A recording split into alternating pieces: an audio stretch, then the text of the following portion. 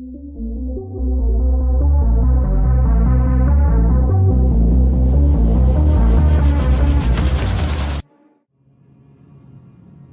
my name is Tobias Latzke from Base58, and I'm excited to have Gordon Einstein next to me to answer some questions about tokenization and legal aspects of it. Gordon, I would like to start with a personal introduction. What's your background? What was your path to crypto? What makes you excited about it? So I'm a lawyer from the United States, licensed in California. Now, when I first started practicing law, there was no crypto, there were no tokens, any of that stuff. That was, I think, before everyone on the planet was born. And then, strangely enough, in connection with running my subsequent cloud computing company, I met a couple that was one of the two founders of the biggest blockchain development house in Ukraine. They co-founded Distributed Lab. I met them. I've always had a love for the Russian language. And because of them, I ended up in Kiev and Ukraine and Odessa a solid 15 times. And all their friends are into crypto. And I didn't know what the heck these people were talking about. But I was just happy being in Ukraine, drinking vodka, having salo, all that other good stuff. Pretty recently, I went there and something clicked in me. I think what clicked was I realized that this area needed law. Yeah. And I just did a crash course on getting myself completely up to speed on the technicalities of it. Now, I have a programming or development background. I run a cloud computing company that's related to law. So I wasn't starting from zero. And I had been in this environment before, but I realized that law needs to rise up and meet crypto, and crypto needs to rise up and meet law. They need to come together and live happily. Absolutely. So I got motivated to learn everything about this area. Yeah, so this is one reason why this conference is started, the Crypto Asset Conference here in Frankfurt. Do you like it so far? I love it on many levels. It's been a great conference, fantastic speakers, very well organized, very well put together. Everyone's hospitable, they know what they're talking about. I enjoyed being the opening keynote, that was special for me. It's also very special for me because I studied in Germany twice when I was in college, in Augsburg and Berlin. And that was just a fantastic time in my life that I remember very fondly. And I have not been back to Germany other than passing through an airport for 25 years. This is my first time back, and this conference let me do it. So, ja, ist ausgezeichnet. Also sprechen wir auf Deutsch weiter, kein Thema. Bitte nicht. Okay, yeah, referring to your keynote, yeah, I enjoyed it. It was a great talk, and the title was Liberating Crypto Assets. I shortened it a little bit. A little. So, what has to be liberated about crypto assets? So, I've given so many presentations around the world on the subject of initial coin offerings again and again and again. How to do them legally, how to not do them legally and get yourself into trouble, like what not to do, like don't commit fraud. I don't think it's scary how many times I have to say that. But there's a fundamental point that I think needs to be acknowledged, which is crypto assets, which is, by the way, part of why this conference is so great. Crypto assets are a whole new thing. They're a whole new kind of object. They're not what's happened before. They're evocative of what happened before. They're based to a certain extent on what happened before. But sometimes when you combine things in a new way and add other new things, you get emergent properties that never before existed. Just like blockchain never existed before. It's based on an accounting ledger, but it's not an accounting ledger. So it's a natural instinct on the part of regulators and the part of everyone, and I understand and I empathize, to try to apply the older models to the newer thing. It's normal, it's human, it's not that they're bad. But we just need to acknowledge at least the possibility that this is new. It's not that law doesn't apply, it's not people can commit crimes, we're not saying anarchy, but you need to update the law when things are new. When the internet came out, the old telegram laws, whatever you want to call it, or telephone laws, they try to apply those, it doesn't work. Yeah. Okay, you can't spam telephone calls the way you can on the internet. It just doesn't work to directly apply. So these new things, you need at least a lot to be updated to understand these new things. But it goes beyond that. These new things, these crypto assets, have the ability to unleash growth and development and even justice at a huge speed. Not only because they're amazing, but because they're building on every platform that happened before. Everything that happens before got us to now. So if we can set up a regulatory structure that allows them and empowers them, we can accomplish a lot as humanity, and also each country can.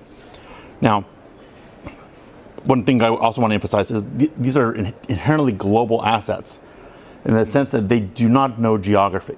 Yeah. They do not know geography in a way that even email doesn't know geography. I mean, we still have domain names that end in country names. Like, these assets, they're just electrons that will naturally or natively flow wherever they want to. And they have to be empowered and constrained on a global level. Like, I don't want to empower global money laundering. I want to be against global money laundering. It's not a good thing. I don't want to empower terrorist financing. I want to restrain terrorist financing. Well, crypto assets, like every other technology on the planet, can be used for good, evil, or neutral. And I want to enhance their positives and control their negatives. That requires a global approach. So that's what I'm thrilled to be talking about. Yeah.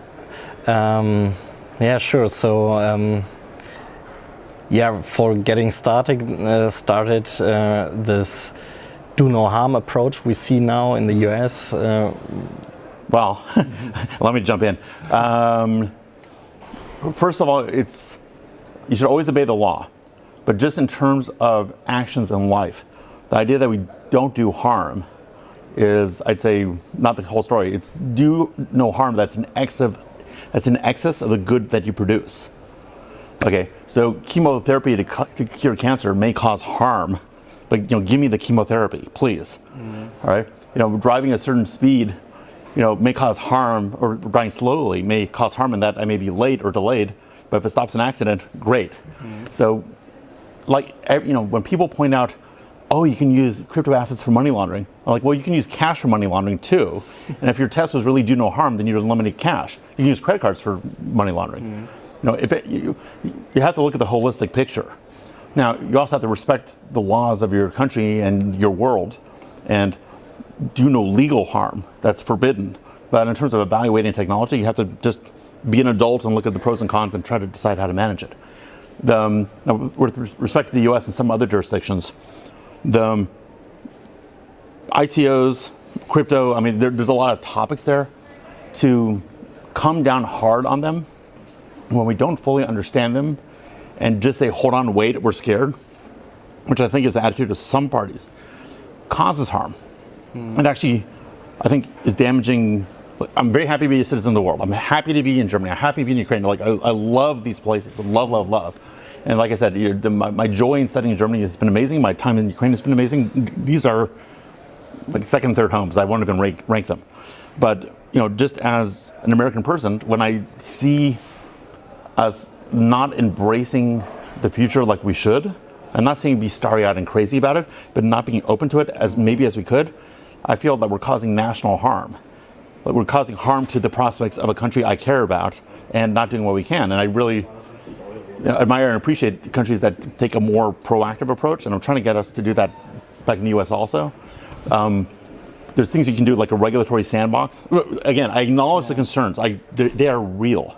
Okay, they are real. I'm not pretending they're not.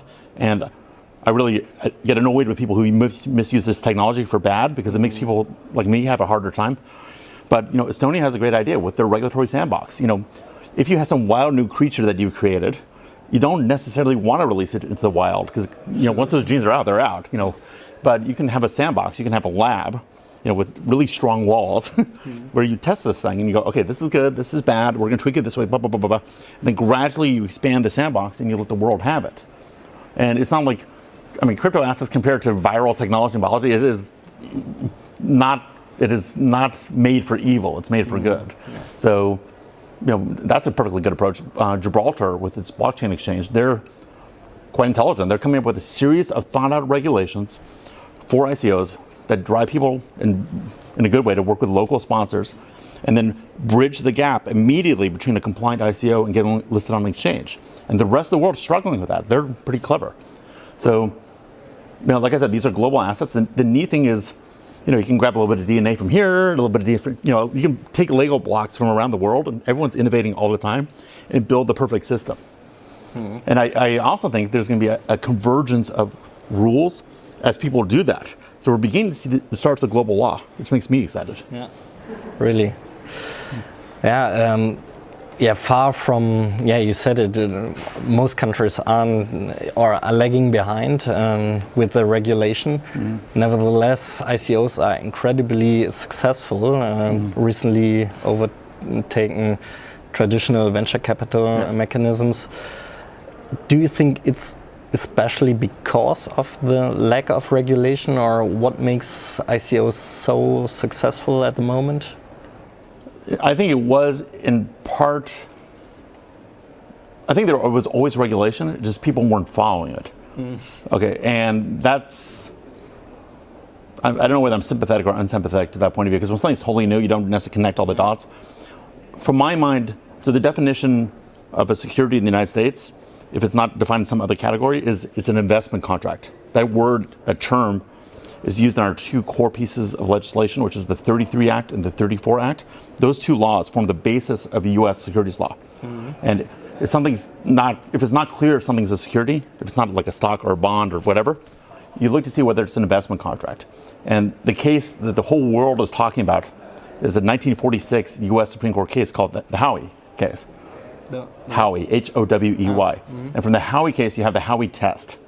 And what the U.S. court system does is, if it's not sure if something's a security or not a security, it applies the Howey test, and if it passes every prong, it's a security. You know, investment of money, common enterprise, all that usual stuff. I talk about it endlessly in my presentations. So it was immediately obvious to me that these tokens, just like anything else on the planet, may pass the Howey test and could be securities.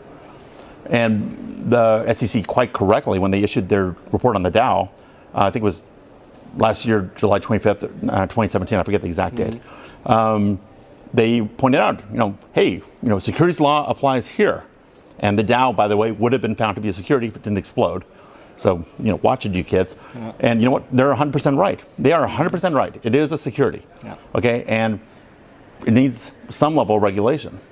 Now, but notice what they didn't say. They didn't say Ethereum is a security, and they didn't touch Bitcoin at all. Now, why isn't it Ethereum a security? I mean, they, Vitalik took in crypto and issued these Ethereum tokens, but yet the platform was being built.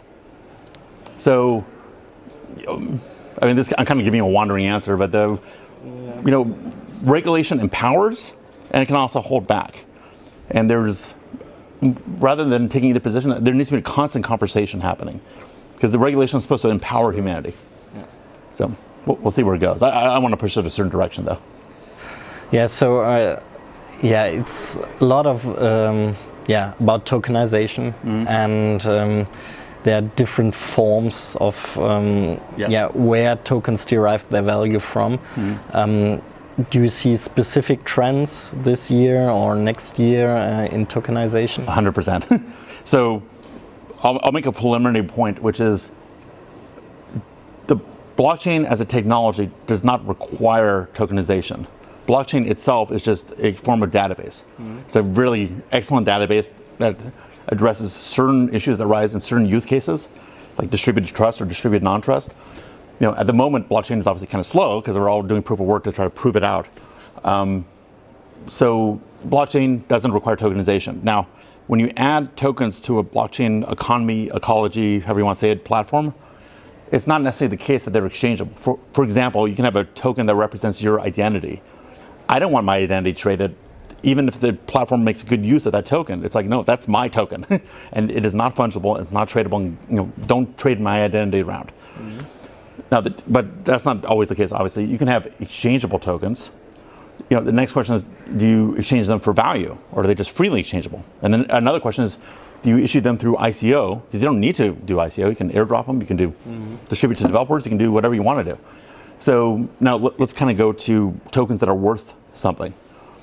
There's a whole variety, a zoo filled of tokens. And FINMA, the Swiss regulatory agency, just defined 3 broad categories that I can actually tease out a little bit more.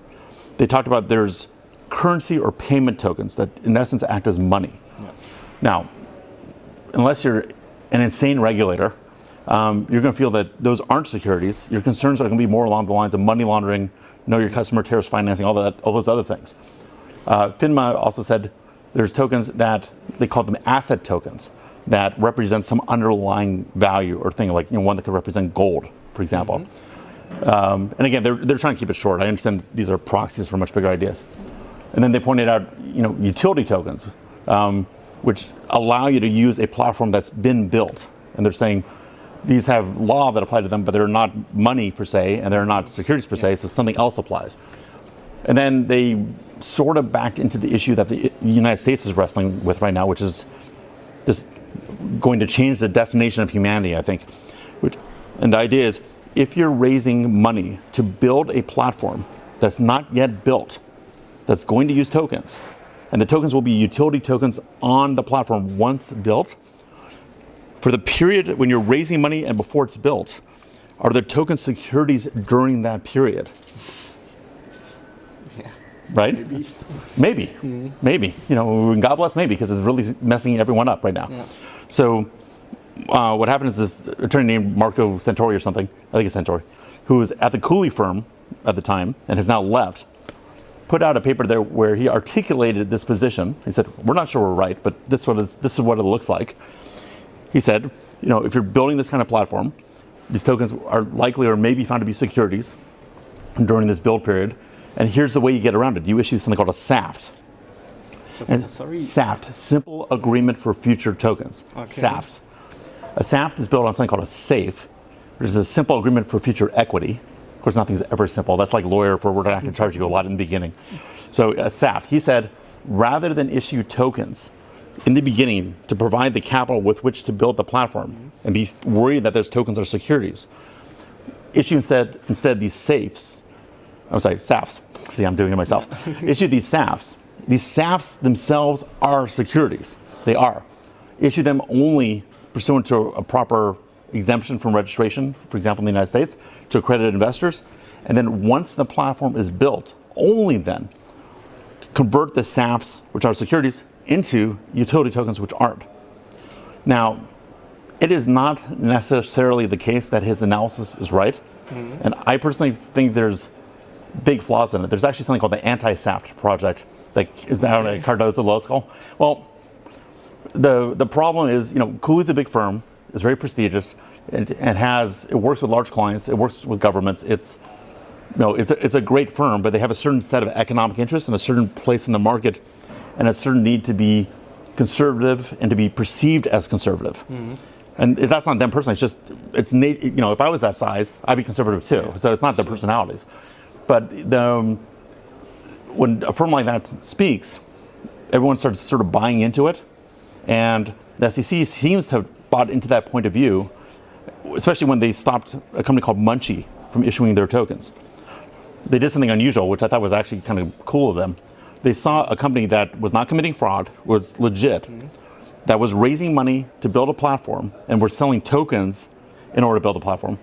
And under the SAFT concept, those would be securities at the time. And they didn't come in with the black helicopters. They didn't arrest them in the middle of the night. They didn't stick them on a newspaper. They called them up and said, stop.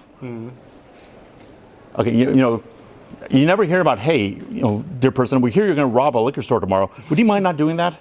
You never hear about that. Yeah. But the SEC, I have to respect them for doing that. They're treading, not lightly, not heavily, but moderately. Yeah. They're only stopping, so far as I can see, they're only stopping offerings that are clearly fraud or that are premature in the sense that a platform has not been built. But what they've also done is they've kind of jawboned up the idea that every ICO is an IPO, which is inherently and clearly provably wrong. Yeah. It is wrong. Okay, it is flat out wrong, because if you're selling tokens that are currencies or payments, right from the beginning it's wrong, because they can't be securities. No.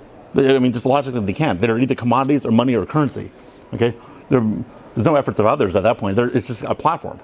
But I think they're jawboning for the benefit of the public and maybe for some congressional pressure.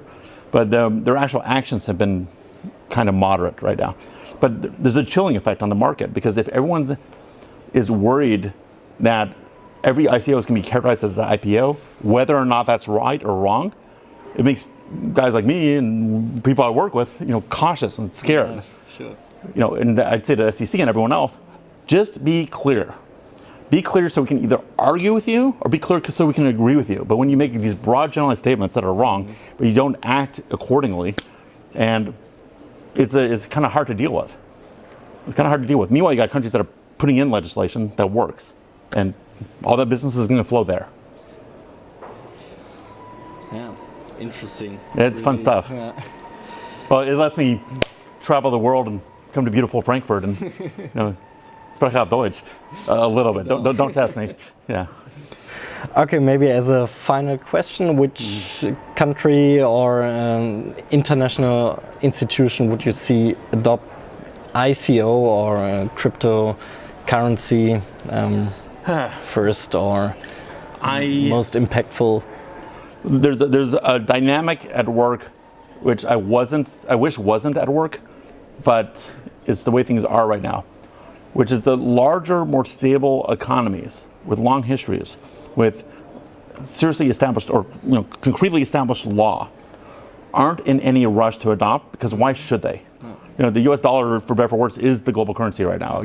China has its need to control capital flows. The EU has enough issues with the euro, and what the heck is? I think it's got a full plate right now. And I don't think England wants to get too nervous with the pound if they're doing Brexit. So all these large established economies, they're gonna have to get nudged. What you're seeing is smaller economies or sort of offshoring type locations. Gibraltar, Singapore, Zug, which is acting on its content status. The Cayman Islands, Puerto Rico, which has a sort of interesting place in the U.S. legal system because it's kind of in, kind of out. You're seeing what I call these edge zones play with it, but that's also kind of their traditional role. They act as an edge zone when it comes to international business corporations and tax and estate planning and asset protection and all this kind of stuff. It's a little, sometimes it's shady, sometimes it's not. I think they should really avoid being shady to do this right, but the world's a full big place. So this is our sandbox at large scale. That's actually a beautiful comment. They're acting as a global sandbox. Now, what happens is slightly less small economies are beginning to take this on, usually out of a sense of crisis. So Venezuela is throwing out the petro. It's like, I'm not going to Venezuela. God bless Venezuela. I'm not going there anytime soon because I want to live. I hope they stabilize. I hope they pull it together. But it's it's reasonably clever. I mean, if that lets them escape from their own monetary policy, great. But then they're gonna have to stop inflating and printing cash to keep the population happy, and they're in trouble. But that's they're got their backs up against the wall, so they're doing this. Belarus, is just legalized everything. ICOs, crypto, smart contracts. They have better prospects, I'd argue, because they're like Ukraine. They're situated between two civilizational poles, EU and Russia, and they're got enough talent in the country and around the country that whatever the governance issues are in Belarus, something could happen, and it doesn't have to be perfect. It just needs to bubble. Meanwhile, you have, in the U.S. and everywhere else, everyone respectable is like, whoa, we don't approve of crypto. That's scary, but we approve of blockchain. Which is basically my way of saying you want to look cool. You're kind of with the hip kids, but you're not really going there. Okay, and then yes, crypto has been used for shady purposes. Part of the reason it's used for shady purposes because the regulators need to get their act together and allow it to not be used for shady purposes. I mean, you can take a fork and a knife and only make it usable for shady purposes, and everyone will be like, oh, I'm gonna stick with spoons because forks and knives are evil. Well, it's like, no, legalize a fork and a knife and then regulate forks and knives. Then we can all eat like normal people. So it's a little bit of a rant, but the world needs to get in alignment with this stuff. Look, Gibraltar's great. I've been there. I know the developers of the blockchain exchange. I don't want every U.S. ICO running over to Gibraltar. I want them ICOing in the U.S. And the comment I make about Germany is, I think, this is the home of the Enlightenment. This is the home of engineering and science. This is, civilization personified. I mean, Germany's great.